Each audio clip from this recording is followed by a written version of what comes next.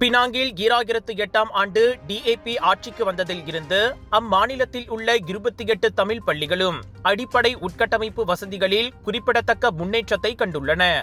வீடமைப்பு துறைக்கான மாநில ஆட்சிக்குழு உறுப்பினர் டத்துஸ்ரீ சுந்தரராஜு சோமு அவ்வாறு பெருமிதம் தெரிவித்தார். பெரும்பாலான தமிழ் பள்ளிகளில் அடிப்படை வசதிகளும் மிகவும் வலுவுடன் உள்ளன.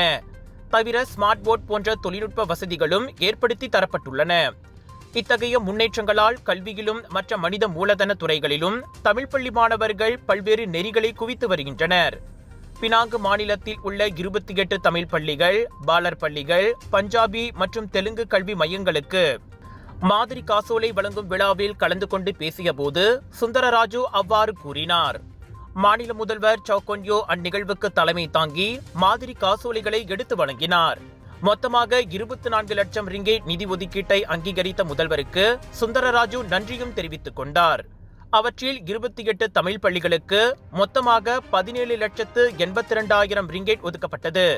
தமிழ் பள்ளிகளில் இயங்கி வரும் 14 பாலர் பள்ளிகளுக்கு 2,68,100 ரிங்கேட் வழங்கப்பட்டது. அதே சமயம் தலா 40,000 ரிங்கேட் வீதம் 3 பஞ்சாபி கல்வி நிலையங்களுக்கு 1,20,000 ரிங்கேட் நிதி ஒதுக்கப்பட்டது. தவிர மலேசிய தெலுங்கு சங்கத்தின் கல்வி மையங்களில் தெலுங்கு மொழி வகுப்புகளை நடத்த அச்சங்கத்திற்கு ஒன் ஆஃப் முறையில் 20,000 ரிங்கேட் நிதியும் ஒப்படைக்கப்பட்டது. தமிழ் பள்ளிகளின் சிறப்பு நிதியத்துக்கு ஒதுக்கப்பட்ட நிதியில் இருந்து இந்த 20,000 ரிங்கேட் தெலுங்கு சங்கத்திற்கு வழங்கப்படுகிறது. பாகாண்டாலாம் சட்டமன்ற உறுப்பினர் குமரன் கிருஷ்ணன் உள்ளிட்ட பிரமுகர்களும் பள்ளிகளின் தலைமை ஆசிரியர்களும் பெற்றோர்களும் இந்நிகழ்வில் பங்கேற்றனர். விலையோ மலிவு, செலவோ குறைவு, தரமோ உயர்வு, மனமோ நிறைவு. மக்களின் தேர்வு என்ரிகோஸ் முழு ஆடை சத்துள்ள பால்மாவு.